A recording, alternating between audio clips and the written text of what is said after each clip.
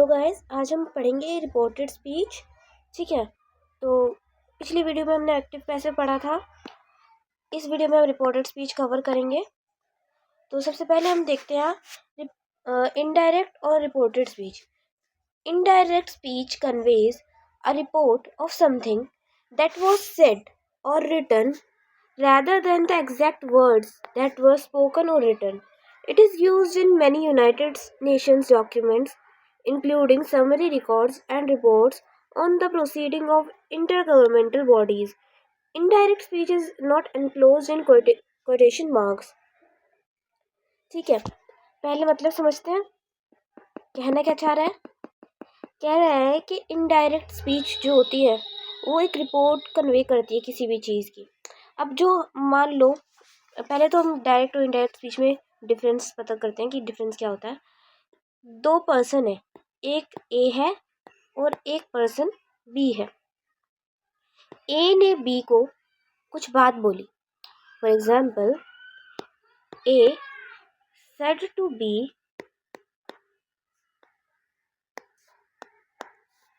I am a good boy. Okay, ये बात A ने बी से कही। A said to B, I am a good boy. और बी ने यही सेम बात आकर सी को बता दी। तो जो ए से जो बात थी वो ए ने बी को बोली और बी ने सेम वही बात सी को बता दी। यानी A said to B, I am a good boy. A ने बी से कहा I am a good boy, तो बी ने डायरेक्टली इसको सी को बता दी कि A said to B, I am a good boy. But अगर इसको थोड़ा सा चेंज कर दें तो, अगर इसे थोड़ा सा चेंज कर दें तो, यानी कि जो बात ए ने बी को बोली, बी ने सीधे तरीके से सी को नहीं बताया। बी ने सी को सीधे तरीके से नहीं बताया। बी ने सी को बोला कि A told B that he was a good boy।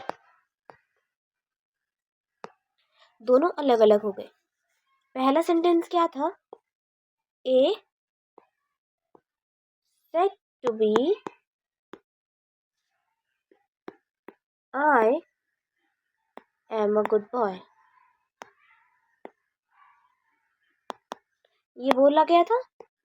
अब ये सेंटेंस डायरेक्टली ना बोलकर सी को बी ने ऐसे बताया, मतलब दोनों सेंटेंस का सेम है। बस बोला क्या, ये डायरेक्टली बात थी और ये इनडायरेक्ट वे में बताया। यही चीज है। तो डायरेक्ट और इनडायरेक्ट स्पीच का मतलब क्लियर हो गया। आगे देखते हैं।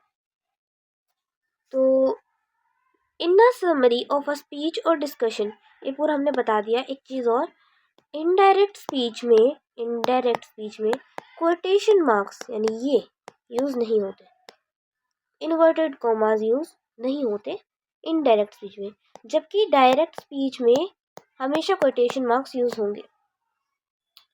ये बात ध्यान रखना। आगे, in a summary of a speech और discussion, the reporting clause must be added initially to establish the pattern of indirect speech but should not be included in every subsequent sentence. The shift in the verbs, tenses, pronouns, and other words signals the fact that the words are being reported। कह रहा है कि summary में अगर हम बात करें कि इसकी पूरी जो ऊपर हमने कहानी लिख रखी है, इसकी समरी क्या है, वो ये है कि जो रिपोर्टिंग क्लोज है वो ऐड होना चाहिए, must be added initially to establish pattern of indirect speech. यानी कि रिपोर्टिंग क्लोज ऐड होना चाहिए इनडायरेक्ट स्पीच का पैटर्न शो करने के लिए कि ये इनडायरेक्ट स्पीच है। बट इसका मतलब ये नहीं है कि आप हर सेंटेंस में ये यूज़ कर लो, मतलब पूरे के पूरे प्रॉपर सेंटेंस में हर जगह ये यूज़ नहीं करना। ये कहना चाह रहा है। The shift in the verb tenses, verb की टेंस में शिफ्ट, प्रोनाउंस में शिफ्ट और अदर वर्ड्स जिसमें जिसमें शिफ्ट होगा, वो सिग्नल देते हैं किसको सिग्नल देते हैं? Fact that words are being reported. मतलब इस फैक्ट को वो सिग्नल देते हैं, इस फैक्ट को वो पॉइंट करते हैं कि ये जो वर्ड्स हैं वो रिपोर्ट हो रहे हैं। ठीक है, रिपोर्टेड स्पीच इसे ही तो कहते हैं। अब आगे देखते हैं। The verb tenses are normally changed as follows. Direct speech to indirect speech. अब कैसे होते हैं ये? मैंने सेंटेंस लिया था, A said to B I am a good boy, but मैंने जब चेंज करा था इसे तो आपने नोटिस करा कि मैंने ए टोल्ड भी कर दिया, यहाँ पर दैट लगा दिया, और ए का ही हो गया, एम का वॉज हो गया, राइट। तो ये चेंजेस आए, इसके टेंस में चेंज आ गया। वो चेंज किस हिसाब से आता है? इस वे में आता है। प्रेजेंट टेंस दे रखी है अगर तो पास्ट में चेंज होएगा। प्रेजेंट परफेक्ट दे रखी है तो पास्ट परफेक्ट, पास्ट में दे रखी है तो past perfect tense, past perfect में चेंज हो रखी है तो नो चेंज होगा, कोई चेंज नहीं आएगा। ठीक है। फ्यूचर में दे रखी है तो सेकेंडरी फ्यूचर यानी शैल और विल दे रखा है तो शुड और वुड में चेंज हो जाएगा। फ्यूचर परफेक्ट दे रखा है तो सेकेंडरी फ्यूचर परफेक्ट यानी वुड हैव में चेंज हो जाएगा। कंडीशनल है तो नॉर्मली चेंज नहीं आता। The following examples illustrate these rules. ये एग्जाम्पल्स अब इन रूल्स के बारे में बताएंगे। Present to past tense direct है। 15 states are members of the working group. Indirect है. The Secretary of the Council reported that the 15 states were the members of the working group, even though the original statement may still be valid at the time of recording. ये original statement भी valid हो सकती है, but the verb is changed from the present to past tense since it must agree with the verb in the main clause. But जो verb है report at the time of reporting, जो verb है वो present to past tense में change हो गई क्योंकि it must agree with the verb in the main clause. Main clause में जो वर्ब है उससे एग्री करनी चाहिए वो वर्ब, विच वीदर स्टेटेड और understood is in the past tense, जो कि या तो स्टेट करी गई होगी या तो समझ गई, उस स्टेटमेंट को पढ़ के समझ आ रहा होगा कि वो पास्ट टेंस में। Note, this rule is not necessarily applied to statements that are universally true. ये rule universally true statements पे apply नहीं होता. The speaker noted that under the Universal Declaration of Human Rights, everyone has not had the right to life, liberty, and security of person. However, in summary records, the verb is always changed from the present to past. जबकि जो summary records होते हैं उनमें हमेशा verb change होती है present से past में। तो ये हो जाएगा। The speaker noted that the under universal declaration of human rights everyone had the right to life, liberty and security of the person. ठीक है, तो चलो अब आगे कंटिन्यू करते हैं। Pronouns, possessives and demonstratives. The changes required in pronouns, possessive adjectives and demonstratives are as follows. इनमें भी चेंजेस आते हैं। अब इनमें क्या चेंजेस आते हैं वो देखते हैं। आई दे रखा है, ही या शी में चेंज हो जाएगा according to the gender. Okay. Me दे रखा है, हिम और हर में। माई दे रखा है, हिज हर द में। माइन दे रखा है, हिज और हर्स में। वी दे रखा है, दे में। अस दे रखा है, दम में। आर दे रखा है, देयर में। आर्स दे रखा है, देयर्स में। यू दे रखा है, दे और दम में। योर दे रखा है, देयर में। योर्स दे रखा है, देयर्स में। दिस दे रखा है, दैट में। दीज दे रखा है, दोस में। ठीक है, अब आते हैं अगला, एडजेक्टिव्स, एडवर्ब्स एंड एडजेक्टिव्स। ये भी चेंज होते हैं। अब ये किस में चेंज होंगे? वो टेबल ये रही, here देयर में चेंज हो जाएगा, नाउ देन में चेंज हो जाएगा, at the present time at that time में चेंज हो जाएगा, प्रेजेंट एग्जिस्टिंग या फिर करंट टाइम में चेंज हो जाएगा, टुडे दैट डे में चेंज हो जाएगा, tomorrow the day after the next day में चेंज हो जाएगा, यस्टरडे द डे बिफोर या फिर द प्रीवियस डे में चेंज हो जाएगा, अगो बिफोर या अर्लियर में चेंज हो जाएगा। ठीक है, आगे क्या कह रहा है कि now can be used to indicate change in circumstances. Now तब यूज हो सकता है जब हमको चेंज को इंडिकेट करना हो किन्हीं भी सर्कमस्टांसेस में। फॉर एग्जाम्पल दे रखे हैं यहाँ पे, the main task now is to ensure the priorities have shifted. मतलब पहले प्रायोरिटी कुछ और थी, अब प्रायोरिटी चेंज हो गई है। The main task now was to ensure हो गया इनडायरेक्ट में। ठीक है, अब क्वेश्चंस एंड एक्सक्लेमेशंस देख लेते हैं। कह रहा है क्वेश्चंस एंड एक्सक्लेमेशंस में क्या कहता है, the rules set out above also apply to questions and exclamations. In addition the final punctuation mark, question mark or exclamation point should be changed to full stop in an indirect statement. In some cases, the word order may have to be changed slightly when converting a direct question to an indirect one. The subject and the verb often have to be inverted.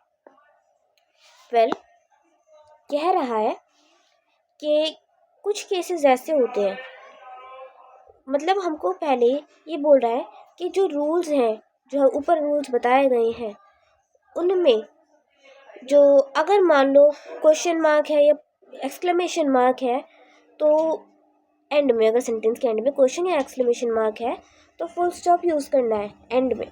जब inverted commas जब indirect speech में आएंगे करेंगे तो फिर full stop use होगा and में। ठीक है, in some cases the word order may have to be changed slightly. कुछ केसेस में जो वर्ड्स का ऑर्डर है उसे भी चेंज करना पड़ता है थोड़ा सा। When converting a direct question to an indirect one, the subject and verb often have to be inverted. जब हम डायरेक्टली किसी को डायरेक्ट क्वेश्चन को इनडायरेक्ट वन में चेंज करते हैं, यानी कि मान लो कोई क्वेश्चन तुमसे डायरेक्टली पूछा गया है, उसे तुम्हें इनडायरेक्ट वे में चेंज करना है, तो क्या करना है वो बता रहे हैं। तो जो है, तो जो सब्जेक्ट होता है और जो वर्ब होता है कभी कभार इन्वर्ट हो जाते हैं, इन्वर्टेडली कन्वर्ट हो जाते हैं। ठीक है, अब आगे देखते हैं present perfect to past perfect. कुछ वो देख लेते हैं, एग्जाम्पल्स देख लेते हैं और सेंटेंसेस को चेंज करने के। ठीक है, the investigators have been conducting hearing on securities issue for several days. Indirect, the director noted that the investigators had been conducting hearings on security issues for several days. Past to past perfect tense. Direct, the chair resigned last week. It was announced that the chair had resigned the previous week. Past perfect tense, वैसे इसमें no change होता है। Future, secondary future में, we will honor the ceasefire. The insurgents stated that they would honor the ceasefire. Future perfect to secondary future perfect tense. By 2015 the number will have doubled. It was estimated that by 2015 the number would have doubled. हमको इसमें देखना क्या है, will have would have में change हो गया, will would में change हो गया, had been यहाँ पे had been ही रहा, कोई चेंज नहीं है, resigned had resigned में चेंज हो गया, ये देखना था बस। कंडीशनल टेंस में कोई चेंज नहीं होता। कंडीशनल सेंटेंसेस पता है ना क्या होते हैं, बस उनमें कोई चेंज नहीं होता। Some auxiliary verbs such as must and ought to have only one form which is used in both direct and indirect speech. When should is used as an auxiliary, the form does not change either. कुछ verbs ऐसी होती है जैसे must और ought to, जिनकी एक ही form होती है, वो चाहे डायरेक्ट स्पीच में हो चाहे इनडायरेक्ट स्पीच में हो, वो चेंज नहीं होते, उनकी वर्ब की फॉर्म चेंज नहीं होती। ठीक है, The infinitive form can often be a word to cumbersome or awkward constructions in reported speech. Awkward, she told the council that it was reported that the situation was grave. It is reported that the situation is grave. She told the council that the situation was reported to be grave. तो ये awkward ये हो गया. In that clauses with verbs such as demand, ask, recommend and suggest, either the present subjunctive he suggested that the committee adopt the text, or should plus the infinitive he suggested that the committee should adopt the text may be used. या तो infinitive use कर लो या तो present सबजंक्टिव use कर लो. ठीक है, इन clauses में जो ये ऑकवर्ड सिचुएशन बनती है इनमें ये चीज़ें होती हैं. ठीक है, अब अगला देखते हैं. तो क्वेश्चन में अगर हम देखें, हमने क्वेश्चंस और एक्सक्लेमेशंस का पढ़ा, तो क्वेश्चंस और एक्सक्लेमेशंस में क्या कह रहा है ये भी देख लेते हैं एक बार. Why should we include this question in agenda? Several committee members asked आ गया. Why they should include the question in agenda? Exclamation, direct and indirect speech.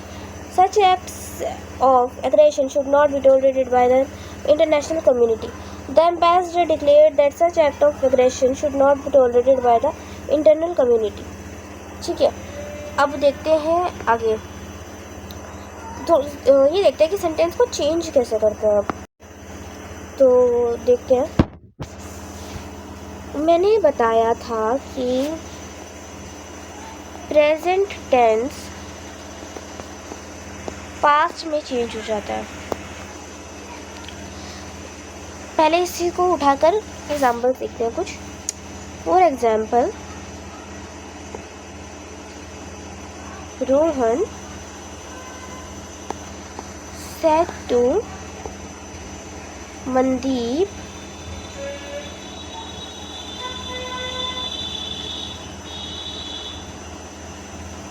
I am doing very hard work these days. Okay, ये sentence direct में है अभी, ये direct speech में है अभी, ये डायरेक्ट स्पीच में है अभी. इसको अगर इनडायरेक्ट स्पीच में कन्वर्ट करना हो, अगर इनडायरेक्ट स्पीच में इसे कन्वर्ट करना हो तो कैसे करेंगे? देखो, रोहन तो रोहन ऐसे ही रहेगा. सेड टू टोल्ड में चेंज हो जाता है हमेशा. अगर ये पास्ट टेंस में है, सेड पास्ट टेंस में है तो ये चेंज होगा.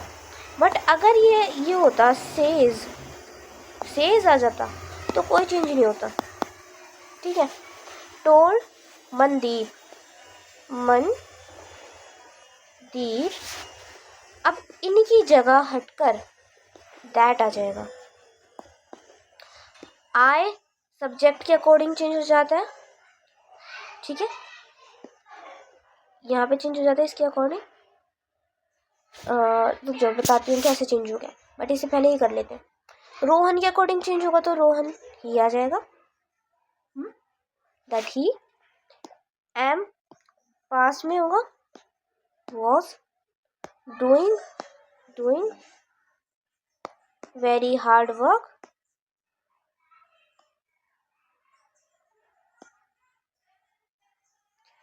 these those में चेंज हो जाएगा.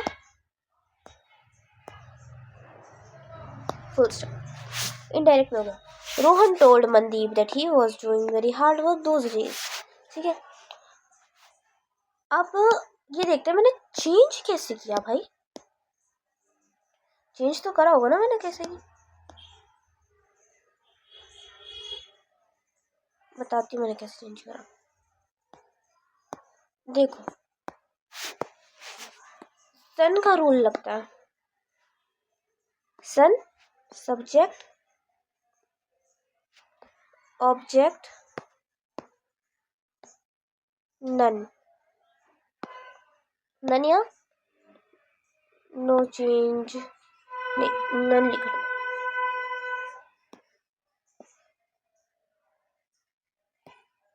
कोई नहीं, दोबारा लिख देते हैं नन। ठीक है, अब मैंने 3 चीजें आपको बताई क्यों, देखो होता क्या है, सब्जेक्ट जो है वो फर्स्ट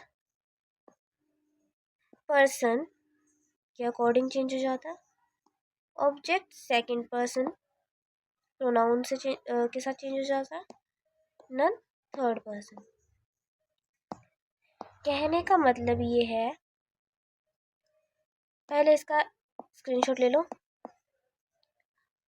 अब देखते हैं कि कहना क्या चाहती हूँ मैं।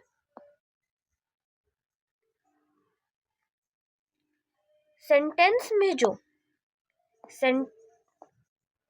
सेंटेंस में डायरेक्ट स्पीच के सेंटेंस में ले लेते हैं, एक सेंटेंस ले लेते हैं। Rohan said to me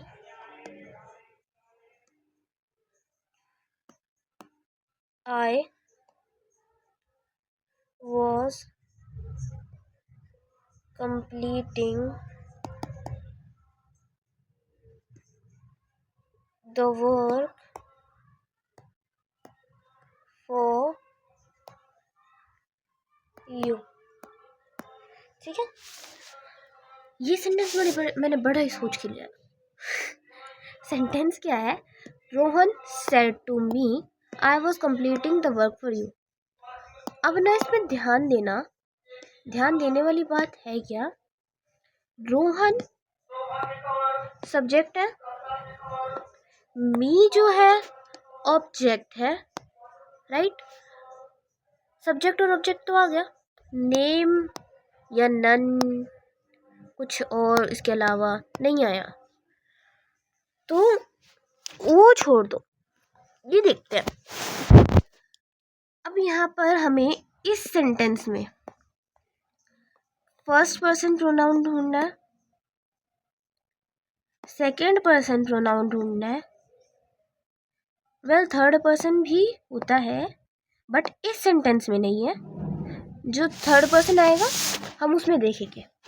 first person pronoun के अकॉर्डिंग, फर्स्ट पर्सन प्रोनाउन ये है, एक सेकेंड, फर्स्ट पर्सन प्रोनाउन ये है और जो सेकेंड पर्सन प्रोनाउन है वो ये है। ठीक है, अब इसे चेंज करते हैं सब्जेक्ट और ऑब्जेक्ट के अकॉर्डिंग। वो कैसे चेंज करेंगे, आई चेंज हो जाएगा सब्जेक्ट के according, first person pronouns change होते हैं सब्जेक्ट के अकॉर्डिंग, यू चेंज हो जाएगा मी के अकॉर्डिंग, क्योंकि ये चेंज होते हैं ऑब्जेक्ट के अकॉर्डिंग। ठीक है, इसको चेंज करके देखते हैं, इसको चेंज करके देखते हैं। अब यहाँ कर देते हैं, तो चेंज करेंगे तो ये ऐसे हो जाएगा, Rohan told me that he was completing, he had been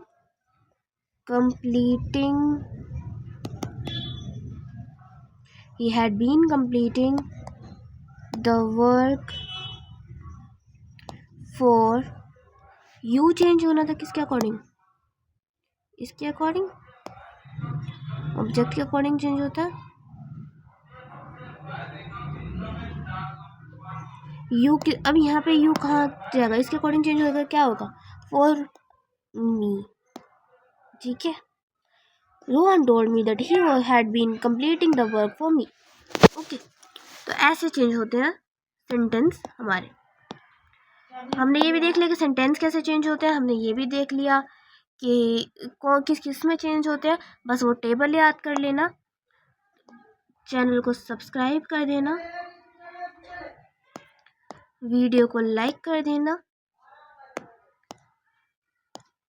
comment कर देना एंड ज़्यादा से ज़्यादा शेयर कर देना वीडियो। Bye bye.